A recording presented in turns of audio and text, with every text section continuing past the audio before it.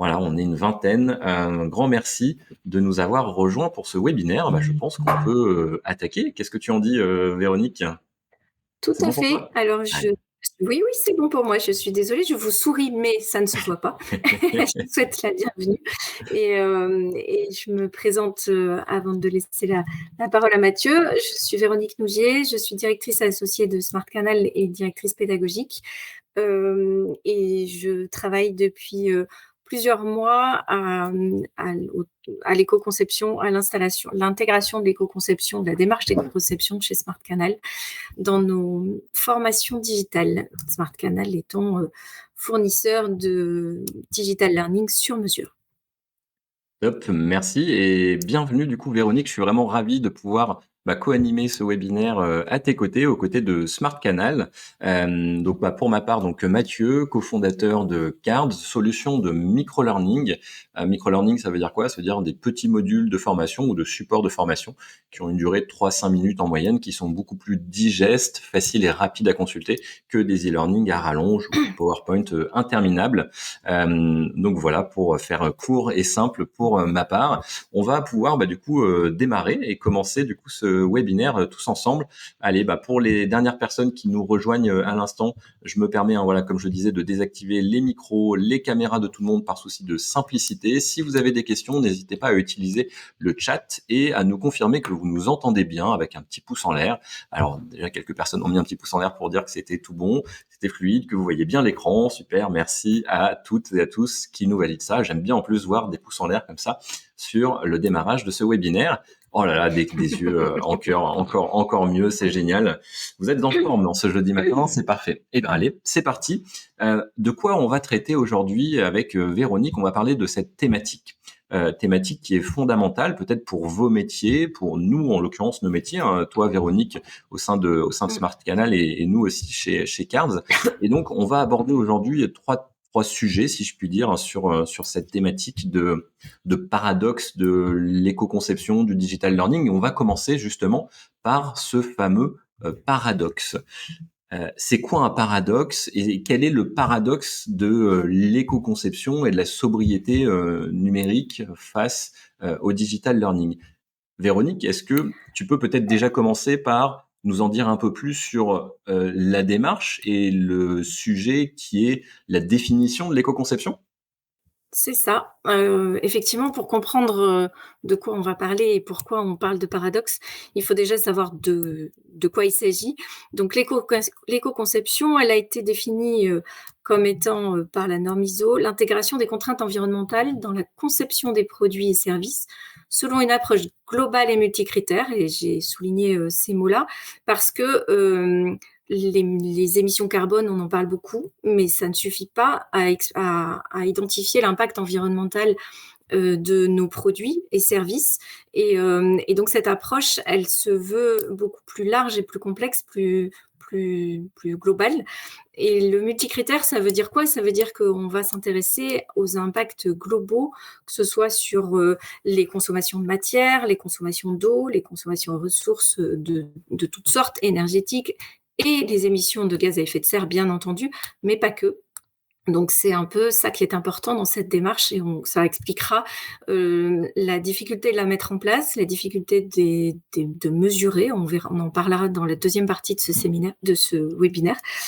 Voilà, donc une petite définition. Je ne sais pas si parmi vous, il y en a qui ont déjà, abordé cette question-là dans leur entreprise, mis en place des démarches d'éco-conception. Donc vous pouvez, N'hésitez pas en peut-être effet vous dans le manifester. chat, ouais, voilà, à nous mettre pareil un petit pouce en l'air ou en bas, juste pour nous dire si vous êtes en effet familier avec cette notion d'éco-conception d'un point de vue digital learning ou pas du tout. Et évidemment, aucun problème. Ce n'est d'ailleurs pas un problème.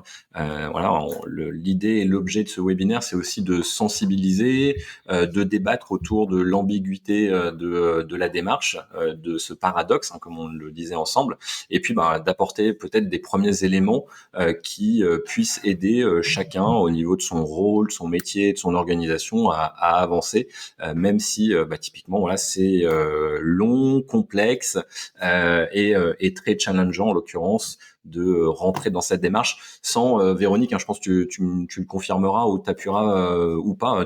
Évidemment, c'est un débat, on peut en discuter les propos, mais il y a aussi le risque de tomber dans du greenwashing, hein, clairement, Oui. dans cette démarche d'éco-conception. Et c'est un risque qui est présent au quotidien dans chacune de nos organisations. Donc, comment ne pas y tomber aussi a posteriori. Top. Complètement, ça fait partie de la démarche qu'on a et de nos craintes, enfin de nos soucis et en tout cas, nos précautions. C'est, si à vouloir aller trop vite parfois ou à vouloir communiquer simplement, on peut dire, beaucoup de bêtises et on essaye justement d'éviter d'en dire trop. On n'était pas spécialistes il y a quelques mois, on l'est toujours pas nous ne sommes toujours pas des experts, mais petit à petit, on essaye de développer cette expertise et à mon avis, c'est le passage obligé, c'est d'abord d'essayer de comprendre de quoi on parle. Donc c'est un peu la démarche qu'on a adoptée. Alors si on continue pour rebondir sur cette définition et dire pourquoi on parle de paradoxe, c'est que derrière, on va tous tendre vers du digital, on voit que ça prend de plus en plus de place dans nos vies. Ça prend de la place, mais ça prend aussi ça mange des ressources, ça consomme. Et donc ça consomme quoi? Des gaz à effet de serre, des ressources abiotiques qui sont des ressources naturelles, de l'eau douce et bien d'autres encore. Et donc autour de ces sujets-là, on voit que le digital a une part importante de ces consommations de ressources. Et donc, si on continue dans les données, on va pas vous abreuver de chiffres, on va essayer en tout cas, mais il en faut quand même un petit peu. Et donc si on continue dans les slides, Mathieu, suivants, de toute façon Oui, le support, on pourra vous l'envoyer, on partagera, ouais.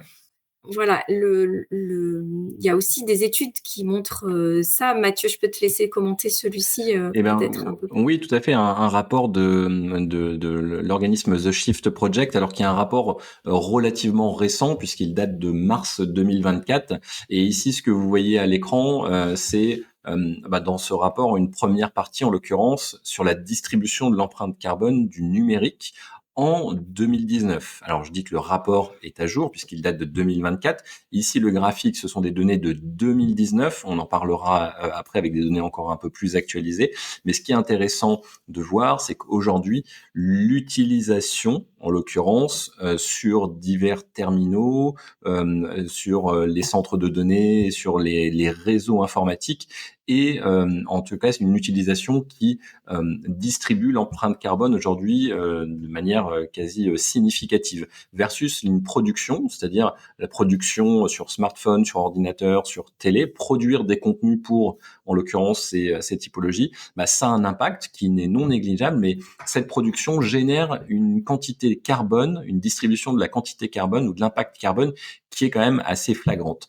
Et donc, c'est ce qu'on disait quand on préparait ce webinaire ensemble, à Véronique. Le sujet fondamental aujourd'hui, il est de se dire en effet comment au niveau de l'utilisation on arrive à optimiser l'usage sur divers terminaux, mais plus que ça, même si c'est flagrant ici à l'écran, c'est comment. Et c'est nos responsabilités. Alors nous, chez Cards, en tant que concepteurs de plateforme, mais aussi vous de votre côté avec chez Smart Canal en tant qu'agence des conceptions digital learning, et chacun, c'est comment est-ce que la production, elle est la plus optimum, la plus qualitative, évidemment. Elle est orientée, en l'occurrence, éco-conception, si je puis dire. Comment elle est optimisée dans cette démarche-là pour générer une utilisation qui va être aussi la moins ambiguë et la moins consommatrice de ressources. Donc ça, c'était important, en l'occurrence, de commencer par ce sujet. Et il y a ensuite, en effet, un focus qui est donné dans ce rapport. Et là, c'est un focus qui est très précis, hein. Évidemment, il y a beaucoup d'autres données et études qu'on pourrait analyser. Donc là, le focus, il est donné sur l'impact des infrastructures sur les réseaux mobiles français, avec, en l'occurrence, une quantification de l'impact énergie-climat, mais pour un domaine très précis, c'est l'adoption généralisée de ce qu'on appelle des métaverses, les mondes virtuels. Vous avez peut-être déjà entendu parler de ces fameux métaverses. Eh bien, si on regarde depuis 2020 et qu'on se projette sur les prochaines années jusqu'à 2035, typiquement, et qu'on regarde l'impact énergie-climat d'un déploiement assez conséquent d'une adoption des métaverses, eh bien, on tend vers des émissions de gaz à effet de serre sur les réseaux mobiles en France qui est colossal. Donc, comment est-ce qu'on arrive à à revoir nos méthodes de conception pour du métaverse ou pour peut-être d'autres supports, de manière à ce que les réseaux mobiles, eh bien, en France, ils ne génèrent pas autant de gaz à effet de serre que ça dans les prochaines années et qu'on arrive à réduire. Et donc là, vous avez aussi à l'écran divers lignes sur, OK, admettons que demain, il y ait une croissance qui soit maîtrisée, eh bien, on arriverait à limiter l'émission des gaz à effet de serre dans le futur sur cet usage-là et pour la production de métaverse. Versus si on a un usage exponentiel, typiquement, on voit qu'on passerait de 300 000, en l'occurrence, de 300, pardon, 1000 kilos de CO2 émis par an à un usage métaverse exponentiel, en l'occurrence 700, 800, donc ce qui est quand même colossal. Et la ligne noire que vous avez, c'est si on s'impose un cahier des charges dès aujourd'hui et qu'on tend à optimiser la production, la création de contenu et la création de métaverses optimisés pour nos infrastructures en France, on arriverait encore une fois à tendre vers l'équilibre, ce qui serait également un premier pas, si je puis dire, mais on va parler quand même beaucoup de petits pas qui sont à réaliser. Donc voilà sur ce focus-là que l'on voulait aussi partager aujourd'hui avec vous, avec un rapport The Shift Project qu'on pourra vous partager, qui est très complet et qui est surtout assez intéressant puisqu'il est daté de 2024, donc il est plutôt actualisé. Et Véronique, toi, tu avais aussi d'autres ressources à nous partager, notamment sur ce sujet, sur les données de l'empreinte carbone de l'IA. Oui, alors évidemment, l'IA, enfin, c'est pour ça aussi qu'on parle de paradoxe, hein, c'est qu'aujourd'hui, même chez Smart Canal, on est complètement dans ces réflexions-là. On parle beaucoup d'intelligence artificielle. Comment elle va nous permettre d'apporter de l'innovation, de l'innovation pédagogique? Comment elle va nous apporter des moyens de produire peut-être mieux, plus vite, plus facilement? Mais comment on va faire pour travailler à la fois sur cette empreinte carbone ou cette empreinte environnementale au sens large, puisque je disais plutôt multicritères. Aujourd'hui, on a plutôt des données sur l'empreinte carbone, alors qu'on voit que les consommations... Alors, il est difficile à lire ce graphique, on ne voit pas grand-chose, mais ce qu'il dit, c'est que la production d'images, en gros, c'est le carré gris à droite, la production d'images est extrêmement consommatrice. Et donc, c'est une réflexion qu'on a beaucoup chez Smart Canal en ce moment, hein. Comment on va travailler avec ces données-là, sachant que les éditeurs ne donnent pas beaucoup d'informations sur leurs données, donc on a des données qui sont imprécises, Oui, incomplètes, forcément. Et donc, si on continue, et pour compléter ce que disait Mathieu sur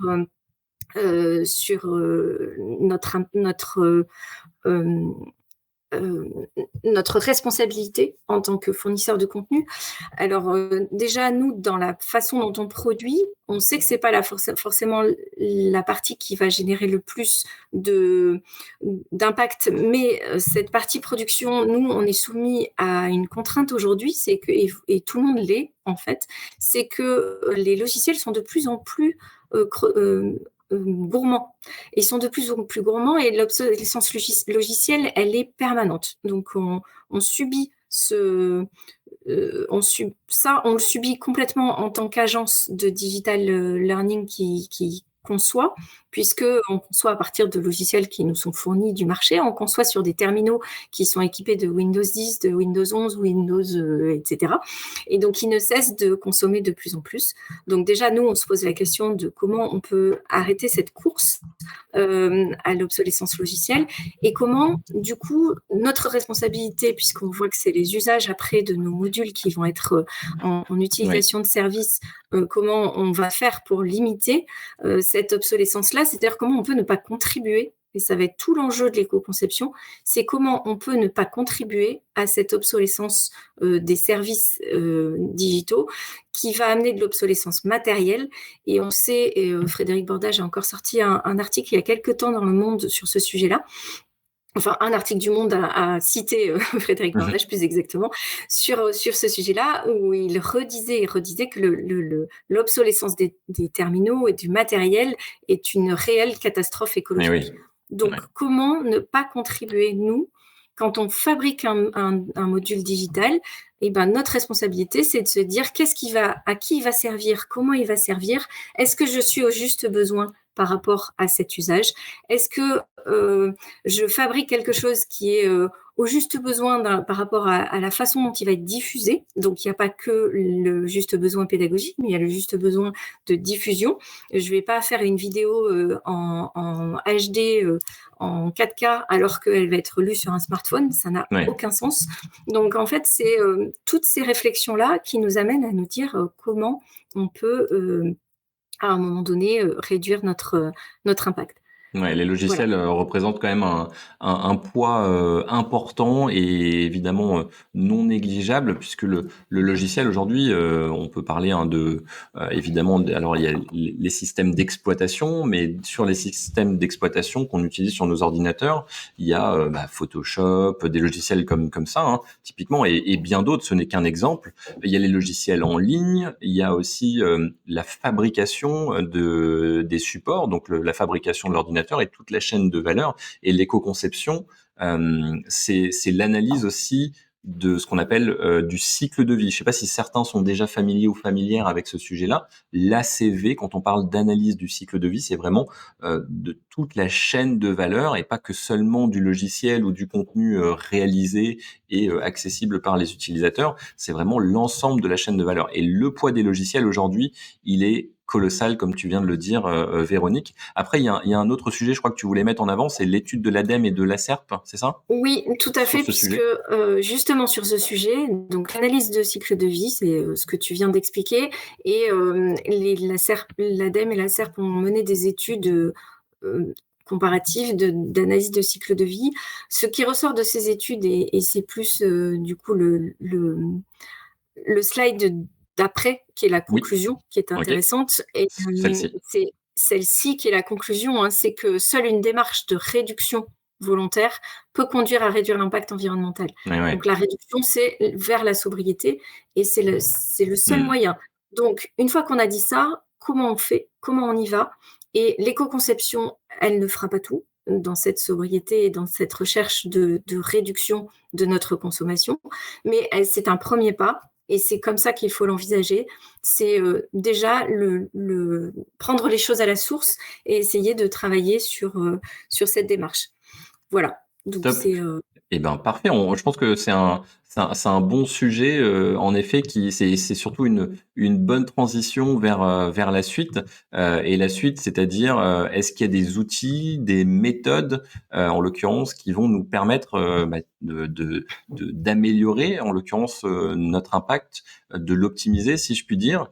Donc est-ce qu'il y a des outils, des méthodes, des mesures ou des bonnes pratiques qui vont nous permettre d'adopter, en l'occurrence, une démarche orientée éco-conception.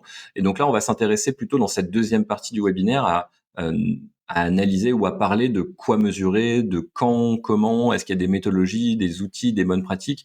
Et au final, alors je sais pas, dans ton expérience aussi, expertise, et vous aussi qui assistez à ce webinaire, dans le chat, n'hésitez pas à nous dire si vous avez déjà engagé au final une démarche d'éco-conception, quels sont les outils, qu'est-ce que vous mesurez, comment vous le mesurez, quand est-ce que vous le mesurez ou le quantifiez pour optimiser voilà, cette démarche et les contenus qui sont produits au final auprès de vos apprenants ou des cibles apprenants. Et est-ce qu'une politique RSE, elle suffit ou pas? Est-ce qu'il faut une politique RSE, ESG pour dans son entreprise auprès de ses collaborateurs sensibiliser, éduquer, former? Est-ce que ça suffit ou pas? Ou est-ce que c'est plus complexe que ça? Voilà le deuxième sujet de ce webinaire ensemble orienté mission impossible entre digital learning et éco-conception. On enchaîne du coup avec ce sujet que je voulais voilà, partager, en l'occurrence une étude, alors pareil qu'on vous mettra en lien typiquement, de Anna Semedo de l'Institut G9 qui présente typiquement dans un rapport qui est hyper instructif et assez complet et qui met en avant cette figure sur le sujet multifacette du Green AI. Et en fait, quand on regarde ce sujet multifacette, alors on voit évidemment cet arbre de décision ou d'analyse du Green AI. Est-ce qu'il faut cadrer, comment le cadrer, quelles sont les approches, pourquoi faire? Donc il y a tout un tas de pans et de toiles d'araignée, de questions à se poser. Mais au final, et vous le verrez peut-être en lisant l'étude, et je vous souhaite vraiment de passer un peu de temps à lire cette étude, il y a 5 points clés, hein, typiquement, c'est le Green AI, la Green AI, c'est une croissance qui est importante au sein des entreprises. Ça prend de plus en plus d'ampleur et de temps pour atteindre ces objectifs environnementaux. Et ça, c'est indispensable sans la collaboration avec diverses équipes, hein, les équipes data, les équipes ingénierie pédagogique, les équipes IA et toutes les équipes de l'entreprise. Donc, quand je parlais tout à l'heure de démarche RSE ou ESG ou de politique ESG dans l'entreprise, ça commence déjà par ça. C'est une sensibilisation, une formation des équipes. Et ensuite, il y a d'autres sujets, c'est aussi les défis de mise en œuvre, typiquement avec le Green AI, les obstacles qu'on va rencontrer dans l'organisation, dans la culture de l'entreprise, dans la confusion ou les confusions qu'on peut avoir entre le risque de tomber entre du greenwashing et de l'éco-responsabilité numérique. Donc il y a un vrai défi, il y a des vrais défis en l'occurrence à mettre en œuvre et il faut les clarifier. Et ensuite, les 3 derniers sujets sont plutôt des approches holistiques qui sont évidemment nécessaires, hein, c'est-à-dire comment est-ce qu'on doit adopter une approche qui est collaborative, qui combine des efforts IT, RSE, qui est multifacette, comme Anna Semedo le dit dans son rapport, et comment la réglementation aujourd'hui, notamment la CSRD, va réussir à catalyser peut-être demain la transparence et l'adoption de ces bonnes pratiques pour optimiser l'impact environnemental sur le marché. Donc ça, c'est encore un énorme sujet pour finir au final à avoir une vraie stratégie, de vraies initiatives. Et quand je dis vrai, le mot est évidemment fort ou faible, à vous d'en juger, mais c'est pas simple et ce n'est pas les outils qui vont tout faire à votre place, non, loin de là. Et parmi ces outils, Anna, elle propose aussi une sorte de matrice, hein, que vous avez ici à l'écran, qui peut paraître simple, mais qui est au moins une première base pour prendre des décisions sur l'usage de l'IA dans l'environnement et dans la démarche d'éco-conception. C'est en fonction du coût et des bénéfices qu'on va pouvoir apporter. Est-ce qu'il faut décarboner? Est-ce qu'il faut décider? Est-ce qu'il faut éviter, remplacer, surveiller, développer? Voilà, il y a différentes solutions, mais cette matrice, c'est déjà un premier outil simple, si je puis dire, pour se poser autour de la table avec ses équipes, avec les parties prenantes, pour engager une démarche d'éco-conception et de sensibilisation de ces équipes. Voilà ce par quoi je voulais commencer, pardon Véronique, du coup, de parler dans ce sujet. Et évidemment, je pense que tu as, toi, chez Smart Canal, j'imagine beaucoup d'outils, de méthodes ou de mesures aussi à nous apporter dans cet échange. C'est le cas? Alors, justement, c'est une bonne transition puisque, ce que tu viens de présenter, la matrice que tu viens de présenter est dans la lignée des outils qu'on a pu, utiliser, développer. Donc Oui. on a rédigé un livre blanc qui pourra être aussi, une ressource, pour chacun d'entre vous, hein, sur l'éco-conception et notre approche. Alors comment on a fait chez Smart Canal? Parce qu'il fallait bien prendre le sujet par un bout. Et donc on avait bien compris qu'il fallait évaluer pour pouvoir réduire. Il faut savoir ce que l'on réduit, il faut savoir évaluer. Donc, comme je l'ai dit tout à l'heure, évaluer, ce n'est vraiment pas très simple quand même, hein. Évaluer, ça consiste à faire une analyse de cycle de vie. Alors complète, partielle, OK, mais on veut mesurer tout un tas de critères. Des critères, on peut en avoir jusqu'à une vingtaine, donc c'est beaucoup.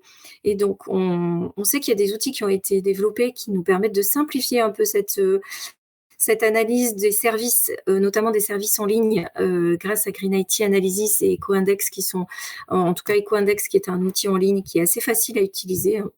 Il suffit de rentrer l'adresse du site et vous avez un certain nombre de critères qu'on peut analyser et qui nous permettent de regarder d'un peu plus près nos pages web. Puisque un digital learning, ce n'est jamais qu'un site web.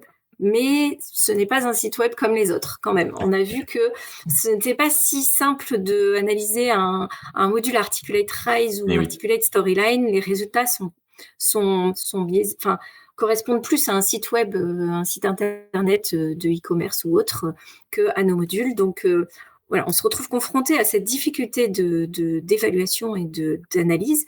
Et du coup, on a pris le problème dans l'autre sens. On s'est dit, Ok. OK, on ne sait pas trop quel est notre impact exact, mais on se dit que si on avance un petit peu plus dans la démarche, donc c'est la suite. Ouais. Voilà, donc nous on est parti de dans une démarche globale où on s'est dit, on est convaincu qu'il faut y aller. On a eu un premier projet avec Ifremer, puis on travaille depuis plusieurs mois avec Raymond sur ce sujet. Je vais vous en parler un peu plus. Notre premier niveau, c'est il faut que l'équipe entière soit informée, formée. Alors je dis informée plus que formée parce que la formation, on a mis des moyens pour faire une masterclass, faire des ateliers par métier, essayer d'aller plus loin. Ce qu'on voulait, c'est que chacun ait un socle commun, qu'on sache de quoi on parle, qu'est-ce que ça veut dire, qu'est-ce qu'on mesure. Alors on va vers des choses assez scientifiques. Parfois, ça peut être difficile à appréhender. On nous a montré tout un tas de fichiers Excel magnifiques qui font des tas de mesures. Donc, c'est important et il les faut. Mais dans notre quotidien, c'était difficile à intégrer. Donc, on a commencé par essayer de comprendre tout ça, toute cette mécanique, premier niveau. Ensuite, on a créé, et c'est là que c'était important, avec notamment Marie Husson qui est une consultante spécialisée en éco-conception de services digitaux. Elle nous a aidé à créer un référentiel de bonnes pratiques. Et on s'est dit, ben voilà, la démarche, elle est là. La démarche, c'est de se dire, je ne sais pas de combien exactement je vais améliorer les choses, mais je sais qu'en appliquant un certain nombre de bonnes pratiques, je vais améliorer les choses, améliorer mon impact. Donc, c'est un début. On se dit, il faut qu'on ait un référentiel de bonnes pratiques que tout le monde se doit, chacun dans son métier, d'appliquer ou de ne pas appliquer, mais en connaissance de cause. Oui. C'est-à-dire que je sais que si je n'applique pas une pratique, je sais que je vais augmenter mon impact. Donc ça, c'est mathématique. Je ne fais pas d'optimisation de vidéo. Je prends un exemple extrêmement simpliste qu'on prend souvent, mais je ne fais pas d'optimisation de vidéo. J'augmente mon impact. Il faudra un matériel le service qui sera diffusé sera plus lourd, plus chronophage, plus gourmand en ressources que si je fais de l'optimisation vidéo. Je me permets, Véronique, puisque ce que tu viens de dire, c'est vraiment en lien avec ce que l'on nous a partagé. Amandine dans le chat nous partage. Elle nous dit c'est un bon début. Il faut toujours garder en tête qu'en termes d'innovation, c'est pas parce que l'on peut le faire qu'on doit le faire et qu'on doit s'orienter plutôt vers l'innovation low tech. Même en formation digitale, dans le souci de faire mieux avec moins. Donc je pense que ça corrobore énormément ce que tu viens de dire là à l'instant. Exactement, puisque dans notre livre blanc qu'on s'est attelé à rédiger autant pour nous que pour vous d'ailleurs, c'est que c'était important pour nous de poser par écrit quelques grands principes et idées pour que ce soit accessible au plus grand nombre.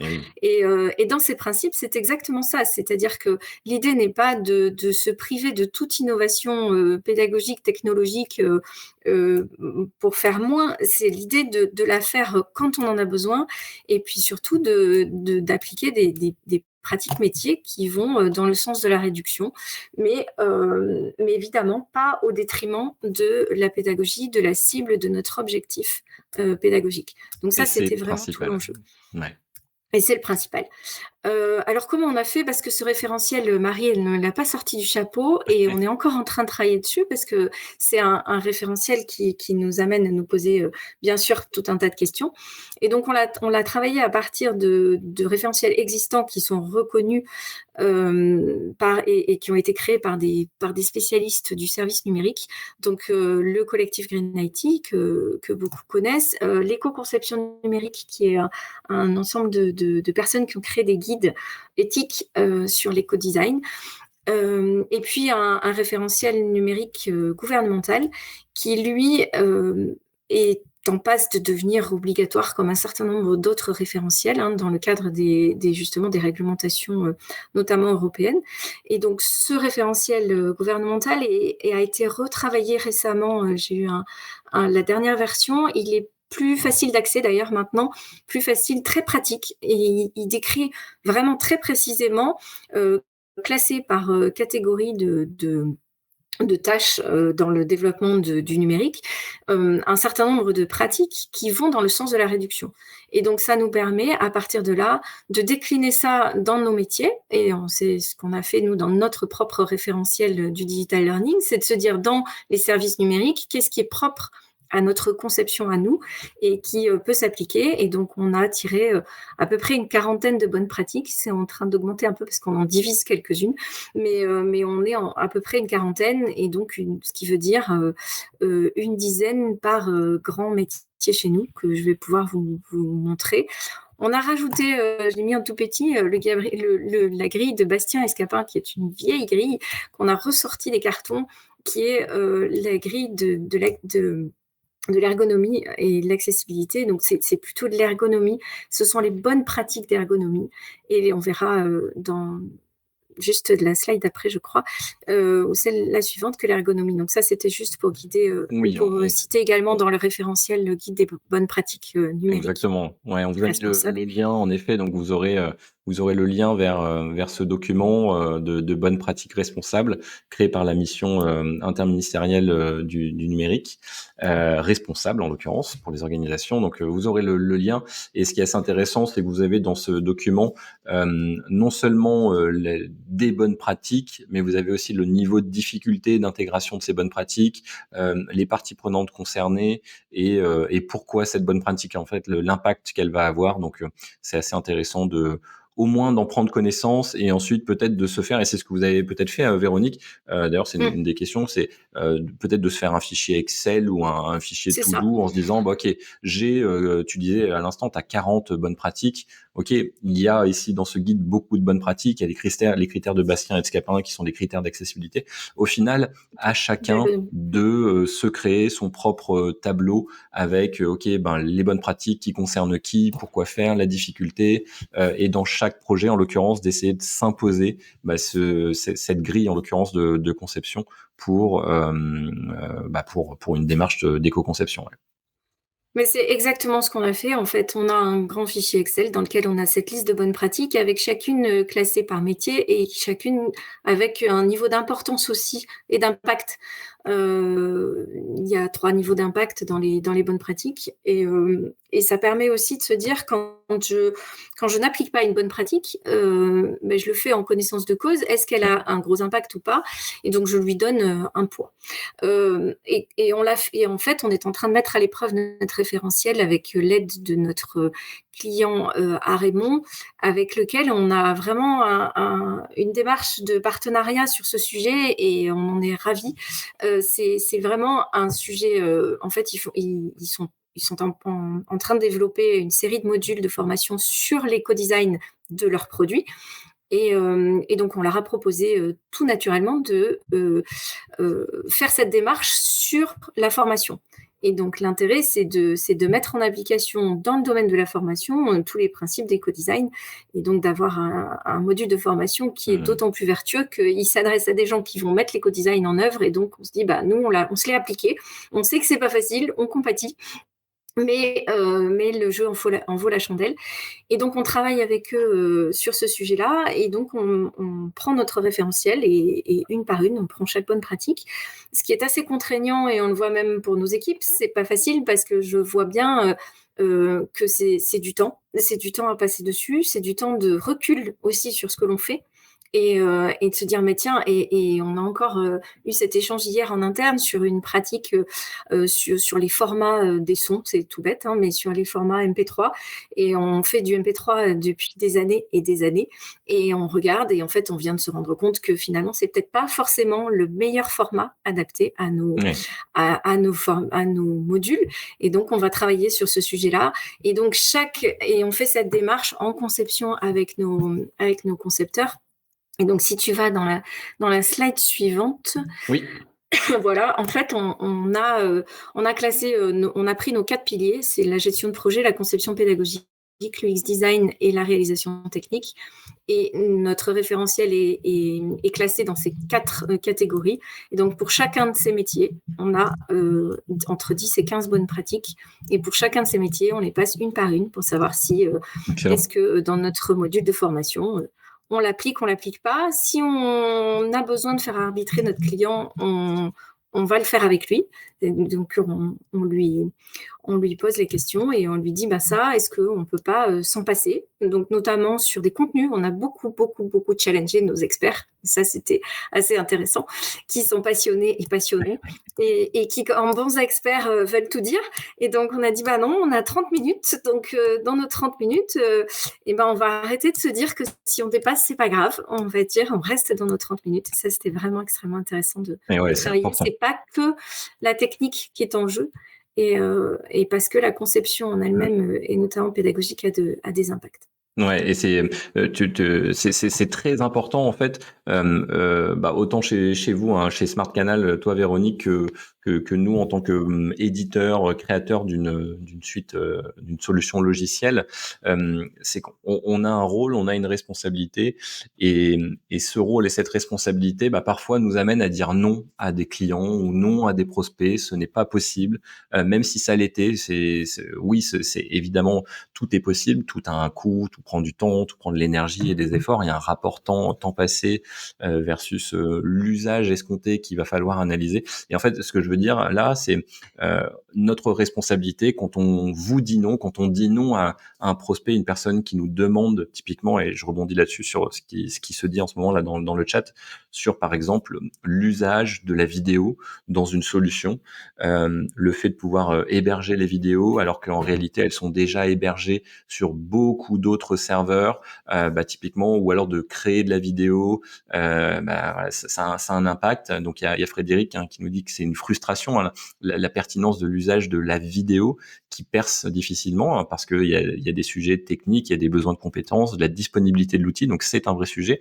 Et bah, au final, c'est aussi une culpabilité de ce que dit Frédéric, hein, la culpabilité de l'impact sur l'environnement. Bah, moi, ce que je peux vous partager chez Cards, c'est en l'occurrence, quand je dis qu'on a une responsabilité, c'est qu'on ne permet pas aujourd'hui, en l'occurrence, à tous nos utilisateurs, à tous nos clients, de d'héberger des vidéos sur Cards, donc sur nos serveurs. On va favoriser le fait d'utiliser des vidéos qui sont déjà hébergées sur des serveurs tiers, en l'occurrence, parce que ça n'a pas d'impact, ça n'a pas d'intérêt, en l'occurrence, d'héberger une deuxième fois, troisième fois, quatrième fois, en l'occurrence, un même contenu sur nos serveurs, et de multiplier l'impact sur la planète. Et ça, c'est également le cas sur les fonctionnalités qu'on peut proposer dans un logiciel. Alors, évidemment, là, je vais être très franc, et je vais tacler, je suis très honnête et très clair, je vais aussi tacler une bonne partie de nos concurrents, et je suis pas là pour les tacler en étant méchant, c'est pas du tout mon intérêt. Mais quand on a je sais pas, une centaine de fonctionnalités, ou une centaine de typologies de contenu, et qu'en réalité dans sa solution il y en a qu'une dizaine, voire une vingtaine qui sont les plus utilisées, mais que bah, les 80-90 autres pourcents, elles ont été développées pour des besoins tiers, des besoins annexes, et pour faire plaisir à un client dans son usage, bah, c'est bien, ça répond aux besoins du client, mais est-ce que l'usage il est là, et est-ce qu'il est massif, est-ce qu'il est adopté, pour quelle durée, sur quel impact? Bah, ouais, typiquement, c'est aussi un choix qu'on a fait. C'est pour ça qu'on est dans cette lignée aussi de micro-learning. C'est qu'on propose moins de fonctionnalités, moins de typologies de contenu. Mais par contre, bah, sur 2 à 3 minutes de temps en mode micro-learning, on peut aussi se le permettre. Chose qu'en e-learning, ils ne peuvent pas forcément tout le temps se permettre.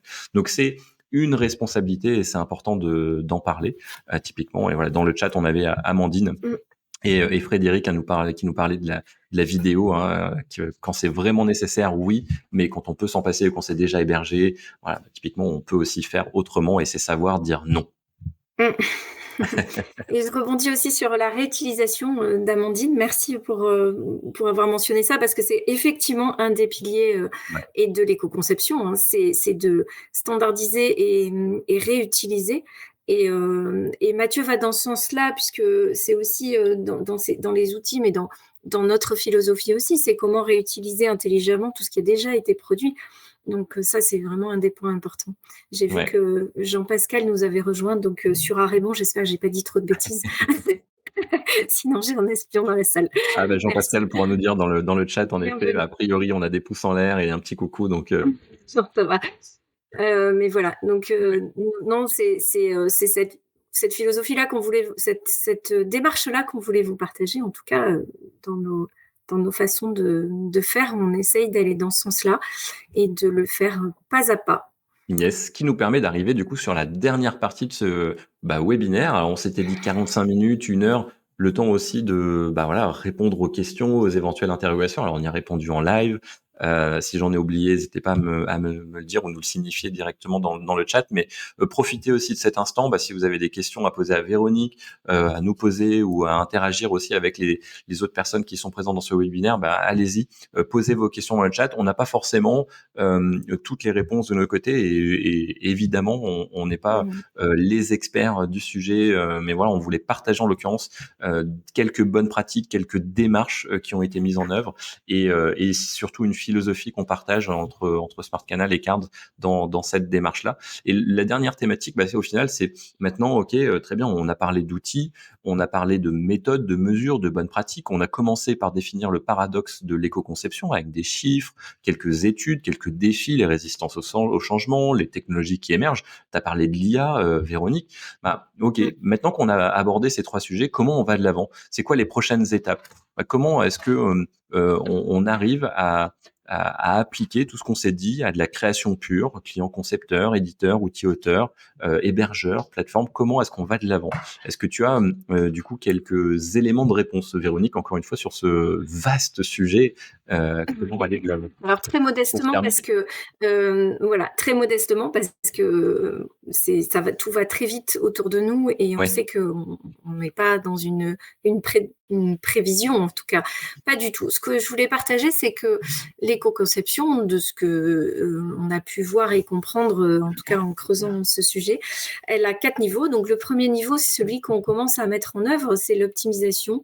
Et c'est l'optimisation. Mathieu, tu es allé plus loin dans la conception fonctionnelle. On travaille et nous, on commence avec ces premiers projets éco-conçus à aller vers ce niveau 2, c'est-à-dire travailler sur les aspects pédagogiques, structurels, les choix de durée. Donc niveau 1, optimisation, ça, il faut, c'est une nécessité dans les techniques aussi, c'est l'optimisation pour tout. ouais. Donc niveau 1, niveau 2, on y arrive aujourd'hui. On peut mettre en place, ce fameux référentiel de bonnes pratiques, des choses qui nous permettent de concrètement, le mettre en œuvre. Et puis après, c'est, l'innovation technique et fonctionnelle. Qu'est-ce que c'est que le module e-learning du futur? L'IA nous challenge beaucoup là-dessus.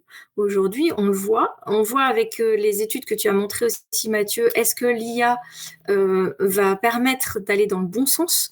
Alors que c'est une des ressources qui consomme le plus. Donc, ce vrai paradoxe de comment cette IA va être dans de l'IT for Green ou Green IT, c'est tout cet enjeu-là, on n'a pas encore du tout la mesure Ouais. de ça. Il y a Mmh. des études qui sont sorties, je peux en mentionner une très rapidement, qui nous Oui, a vas-y, été vas-y. présentée il y a quelques jours. Une étude extrêmement intéressante qui tend à montrer que la conception d'un module de formation par un formateur, si on prend toute son analyse de cycle de vie complète de ce module versus le même module fabriqué par l'IA, serait extrêmement moins consommatrice de ressources par l'IA. Euh, peut s'interroger sur le biais de cette étude. Le formateur, c'est un humain, il est déjà sur la Terre, donc il va manger, boire, consommer. Donc déjà, qu'est-ce qu'on a pris en compte? Et l'analyse de ce cycle de vie, elle prend quoi en compte dans cette étude? Bon, il paraît qu'elle est quand même très bien fournie, mais quand même, et qu'est-ce qu'elle tend à dire? Est-ce que le résultat sera le même? De quoi parle-t-on? Enfin, voilà, je suis assez curieuse. Je n'ai pas encore parcouru cette étude, mais essayer de la trouver, ça peut être intéressant. Donc, on ne sait pas en tout cas ce que sera ce module du futur. Et puis le niveau 4, c'est l'interrogation de nos business models. Et on sait que ça peut passer par là. Et c'est d'avoir une vision beaucoup plus large, beaucoup plus systémique sur qu'est-ce que vont devenir les modules et également ce qui en est fait chez nos clients et jusqu'où on va dans cette transformation. Exactement. La réutilisation, la pertinence, l'impact sur nos business models en fonction des secteurs d'activité, tu as totalement raison, hein. Et c'est difficile de répondre à cette question sur qu'est-ce que sera un module e-learning dans le futur, puisque aujourd'hui, on a aussi les machines marketing des différentes grosses entreprises type Meta, Google, Apple, Mmh. qui nous plongent ou ont envie en tout cas de nous plonger dans des métaverses, dans des environnements de travail immersif. Voilà, donc on pourrait se dire demain, peut-être que le futur de la formation, c'est le métaverse et c'est des environnements d'apprentissage. Mais au final, il y a aussi le rôle et la place de l'humain dans l'impact de la formation, dans le partage des connaissances, dans la conception de supports. Et typiquement, voilà, est-ce que c'est ça finalement la formation du futur? Et la formation du futur, c'est celle qu'on a envie, nous aussi, de créer, l'implantation neuronale. On nous dit en effet dans le chat, implantation neuronale, est-ce qu'on va y arriver? Est-ce qu'il faut y arriver? C'est plutôt ça la question. C'est est-ce qu'il faut absolument y arriver ou est-ce qu'il faut y arriver pour des personnes qui ont des problématiques de mémoire typiquement et qui ont un problème de santé, hein, typiquement là en l'occurrence, ce serait plus intéressant pour eux que pour j'ai envie de dire le commun des mortels qui sont en bonne santé et qui ont juste besoin d'apprendre à réapprendre, d'apprendre à oublier pour mieux pratiquer aussi au quotidien. Moi, je voulais juste partager peut-être une dernière ressource aussi avant de conclure. C'est justement, on nous dit dans le chat, il faut lire Damasio, Les Furtifs. Moi, il y a un livre que j'ai découvert il y a pas longtemps et que j'ai du coup chez moi. C'est Peut-on encore manger des bananes de Mike Berners-Lee. Et en fait, ce livre n'est pas vraiment un livre, c'est une sorte de guide dans lequel il y a vraiment l'impact carbone et la consommation de carbone par an pour tout et n'importe quoi. C'est-à-dire pour une consultation d'une vidéo sur YouTube, comme pour le fait de manger une banane, comme pour se déplacer à vélo versus à vélo électrique. Donc et c'est assez intéressant de se dire, ok, est-ce que demain, vis-à-vis de mon quotidien, des outils, des logiciels, de mes trajets, de mes rendez-vous chez mes clients, de mes échanges avec mes clients, de ce webinaire, est-ce que demain j'ai encore besoin de faire ça pour être voilà, sur une démarche de limiter l'impact carbone? Et je pense qu'une première chose, c'est aussi de commencer à mesurer son impact carbone. On a rejoint le programme Mérite de la French Tech à Lyon, là, qui est justement une de ces démarches d'aider des startups, d'aider des entreprises à analyser leur empreinte carbone, à le mesurer pour ensuite optimiser les démarches futures et sensibiliser ses équipes, mettre en place une démarche RSE. Je pense que la première chose, un des premiers petits pas à faire, c'est déjà ça. C'est mesurer et avoir conscience de son impact pour ensuite, pour les futures générations et les futurs contenus que l'on va créer. Donc les contenus que vont créer avec nos clients, c'est typiquement de commencer vers ça, quoi. Alors le chemin est long et en effet il est passionnant comme nous dit Amandine dans le chat parce que faire son bilan carbone en effet c'est aussi se confronter à la réalité, hein. C'est-à-dire qu'aujourd'hui on est peut-être plus à 10-15 tonnes plutôt que l'objectif de 2 tonnes et que ça prend énormément de temps. Voilà, peut-être pour conclure, Véronique, est-ce que tu as un mot de la fin? On a 10h49, on va devoir se quitter bientôt. Dans le chat, si vous avez d'autres questions, n'hésitez pas à les partager, voilà, à nous poser toutes vos dernières questions avant qu'on se quitte pour ce premier webinaire sur ce sujet assez passionnant du digital learning et de la sobriété numérique. Non, pour conclure, j'ai envie de dire que la démarche est extrêmement intéressante à mettre en place, elle amène dans notre équipe en tout cas, et je le vois bien, et chez nos clients quand on en parle, un vrai intérêt et un recentrage sur aussi les bonnes pratiques de son métier. C'est-à-dire que c'est un de nos intégrateurs qui a mentionné ça, et j'ai envie de le citer. Donc Yann chez nous a dit, mais avant on avait tout un tas de contraintes techniques et on faisait attention, on avait des bandes passantes très faibles, il fallait faire attention à tout dans le web. Aujourd'hui, tout est open bar et du coup, on fait plus du tout attention, alors qu'en fait, on sait faire, on doit savoir faire, et ça fait partie des compétences métiers que chacun doit avoir. Donc voilà, j'insiste beaucoup là-dessus. Je trouve que c'est un bon moyen de revenir aux fondamentaux de chacun de nos métiers, tant en conception qu'en production. Exactement, top. Et merci pour ce partage, Véronique. S'il n'y a pas d'autres questions, on va pouvoir se laisser là. Et quand je disais tout à l'heure que c'était un premier webinaire, bon, on se ferme pas la porte avec Véronique d'en organiser un peu plus tard, peut-être en fin d'année. Là, c'était une première introduction en mode un peu échange, débat, présentation aussi des démarches, des philosophies. Mais évidemment, il y a encore beaucoup à faire et on s'estime pas est absolument pas expert à tout prix de ce sujet. On veut simplement partager, sensibiliser, éduquer. Ça fait partie de nos fondements, de nos valeurs, donc c'est important. Et des questions qu'on se pose, en effet, comme vous le dites, Amandine, dans le chat, on se pose énormément de bonnes questions et de mauvaises questions. On se pose des questions et le fait de juste poser les questions et de les partager aussi à d'autres personnes dans son entourage et en dehors de son entourage, donc en mutualisant les réseaux Smart Canal, Cards et les vôtres, bah, ça nous permet aussi des fois d'imaginer ou d'adapter des démarches dans lesquelles on est en train de se lancer. Donc, merci à ça. Et le prochain webinaire sera peut-être un prochain webinaire sur lequel on pourra présenter des cas concrets. Tu parlais d'Arémon, mais peut-être d'autres sociétés, d'autres organisations qui ont mis en avant ces démarches et qui ont une preuve d'impact aussi à nous partager. Pourquoi pas cette fin d'année ou dans les mois à venir. En tout cas, merci Et à puis toutes et à tous. Oui, Véronique, vas-y. non, je disais avec plaisir. Bon, bah, Merci à tous en tout cas. eh Merci ben, beaucoup. merci. Et puis, bah, à très vite pour de nouvelles aventures. Et on vous enverra évidemment l'ensemble des ressources qu'on a pu aborder dans ce webinaire à tous les inscrits. Encore merci et passez une très belle fin de semaine à toutes et à tous. Ciao, ciao. Si, bonne journée.